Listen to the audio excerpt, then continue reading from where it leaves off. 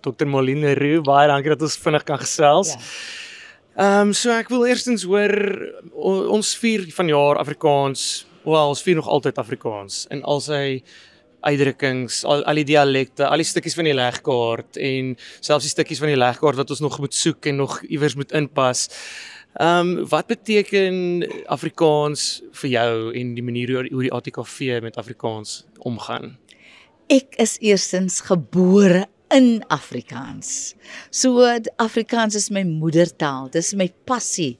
Ek leef Afrikaans. So dis vir my belangrik om hier te wees by die kultuurkuier. Want Afrikaans is nie net ernstig nie. Afrikaans gaan oor ons saamwees, ons omgee, ons sien mekaar. Is net dat ons moet begin as 'n nasie. Moet ons, ek sê altyd, ons moet stop as Afrikaans te sien as 'n strydtaal. Ons moet dit praat, want Afrikaans is baie lewendig. Wat beteken Afrikaans vir my? Afrikaans beteken vir my, daar's 'n toekoms vir my in Afrikaans. Ekonomie ook, maar Afrikaans is ook 'n brugbouer. Afrikaans is ook 'n taal om in te kommunikeer binne in 'n diverse omgewing. Ons moet ook nie arrogant wees met Afrikaans nie. Met arrogansie gaan ons dan mense wegdryf met die pragtige taal. Ek kan my net pragtig uitdruk in Afrikaans, want ek kan dit nie doen in 'n ander taal nie, maar omdat ons in Suid-Afrika moet ons ook ander tale omarm. Dis hoekom ek wel sê dat ons moet praat van Afrikaans as 'n Afrika taal. En ons kan nie net sê ander groepe uitsluit om te sê waar Afrikaans ontstaan nie. Ons moet nou besluit in terme van, en ek dink ons moet, is nie 'n besluitneming nie. Dit is 'n lewensreis. En hierdie lewensreis moet wees, waarna toe beweeg ons met Afrikaans?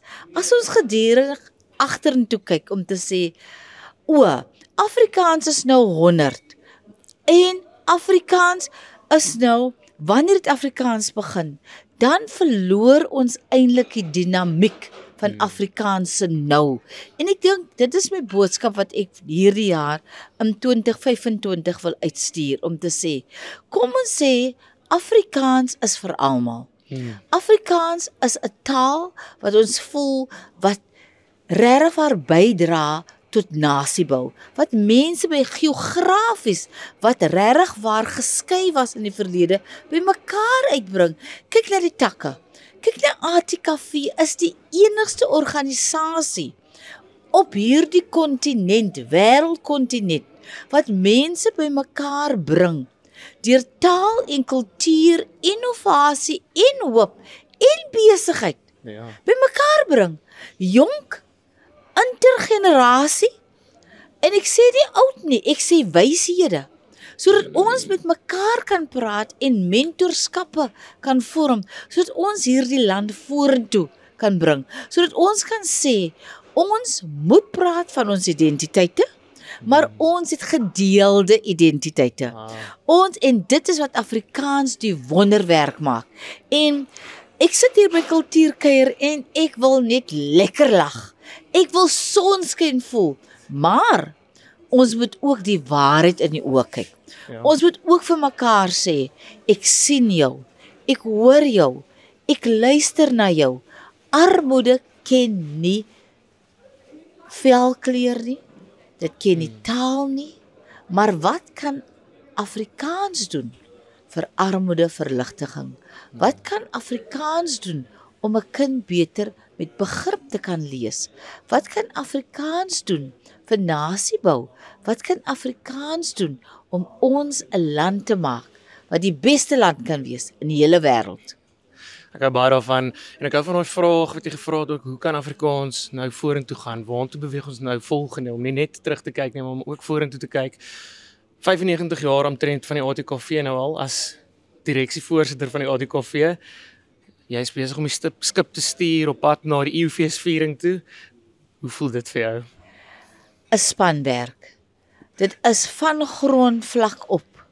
En ek dink wat baie belangrik is wat die ATKV, en ons probeer baie hard, is dat ek glo nie en ek dink niemand van ons glo aan hiërargie nie.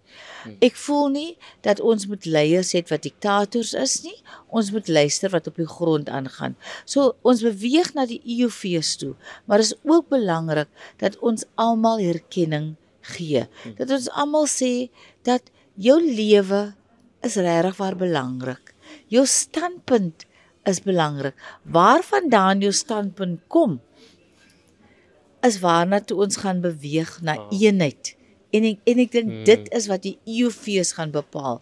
En dit is wat ons die toonaangewende organisasie is en sal wees in die toekoms, want ons belê in ons organisasie, ATKV, maar ook in ons land. Ek wil net byvoeg, as ons nie ATKV kultuurkuier hier in die Boland gehad het, hierdie jaar nie, het ons nog steeds werkloosheid gehad.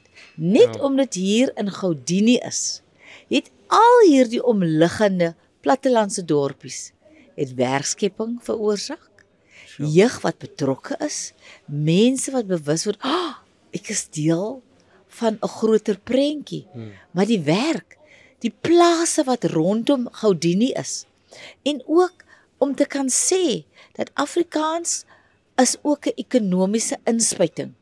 En ek sê nie jy mag ander taal, ek sê as jy 'n taal kan bemagtig en jy besig 'n taal, een taal goed, is dit so meer gemakliker om alle ander tale aan te leer. So dit is hoekom ons sê, laat ons moedertaal daar wees. Laat ons basiese onderwys, ons grondslagfase in Afrikaans sterk wees, sodat elke kind hulself kan uitdruk in hul taal en dan ook kan aanbeweeg in 'n ander taal, maar hulle basis is reg. En dis hoekom ek is opgewonde oor Afrikaans. Ek wil ophou om te sê, hou nou op in Afrikaans beklei man, dis nou genoeg. Laat ons lekker wees, dat mense kan voel daar buitekant. Ek wil ook Afrikaans praat, want kyk hoe werk Afrikaans sprekendes saam met mekaar. En takke, wat lekker jolig is, maar ons gaan saam praat oor hoe bou ons kinders se karakter. Hoe bou ons kinders se toekoms? En dit is waar die takke 'n groot rol speel. My shout-out vandag is vir die jeugtakke. Julle is ons toekoms. Julle is die toonaangewendes vir waar Afrikaans gaan wees. So ons wat die fossiele is, ons moet julle aanmoedig. Ons moet ook kan sê, ons is daar om mentorskap te gee. Ons is daar om saam met julle te loop. Maar ons is ook daar om vir julle te ondersteun, want die winde van verandering is daar. Dis definitief so, en ek dink, jy het nou iets gesê van, dat op voetsoolvlak met mense se stemme ook gehoor word. Ek het vanoggend nou mooi geluister na jou mooi stem, jy het selfs vir ons gesing, gesê Afrikaans is 'n lekker lied. Afrikaans is dalk 'n lekker storie ook. Hoekom is dit belangrik om te luister na takke se stories? Jy het nou so 'n bietjie gepraat van hoe belangrik die takke is. Hoekom moet ons hulle stories hoor, net soos wat ons nou ook gaan luister na van die takke se stories saam met Hannes van Wyk? Kyk hier nee, ek wil lekker lag. Kyk hier nee, ons is so baie in gemeen as Afrikaans sprekende gemeenskap. Is net ons geografies het verander. Ek het nou 'n projek wat ek doen, en jy gaan jou doodlag. Kyk, by die hospitale, as daar mos nou lang rye, ons is mos nou almal een. Nee? Ons praat almal Afrikaans, so wat ek nou doen met my Afrikaans sprekende persone, wat nou ook in die lang lyn moet staan, by Homefees, of in, by die hospitaal. Ek leer nou vir hulle om te sê, wees geduldig, neem jou skootrekenaar saam, so ek doen opleiding in dit ook. Haal asem, sodat ons kan sê, ons is almal een burger. Wow. Ons is burgers. So, wat doen ons, is dat ons leer by mekaar, ons leer om met mekaar geduldig te wees. Ons kyk na die aftreeoorde, dit is gemeng. Ons kyk na die skole, dit is nie meer, ek wil nie meer praat van Afrikaans wat gebesig word deur 'n wit Afrika. Ek sien nie vir jou as wit nie, ek sien vir jou as 'n pragtige Afrikaans sprekende jong man. En dit is hoekom ek wil hê ons moet begin praat oor Afrikaans sprekendes. Maar ons kan nie wegbeweeg van die armoede wat plaasvind in Mitchells Plain, in Menenberg, in Gugulethu, en ons moet daaroor praat. In eerste rus, ons moet daaroor praat. En dit is waar die universiteite 'n groot rol speel. Ek wil sê, universiteit, meisietjies en seentjies, kom, julle het mos nou al 'n geleentheid gekry om op universiteit te wees. Hou nou op. Gaan werk in jou gemeenskap. Wees jy die verskil deur Afrikaans in jou gemeenskap en wees deel van ons leesprojekte. Wees daardie student wat sê, ek hou op klaar. Daar is nie 'n werk vir my nie. Skep die werk. Wees deel van die verskil van Suid-Afrika deur Afrikaans. En dis waar mense gaan sien. Ons moet nie wag op die regering nie. Jy gaan lank wag, né? Kom ons skep die geleenthede vir onsself en ons sê ons vat iemand altyd.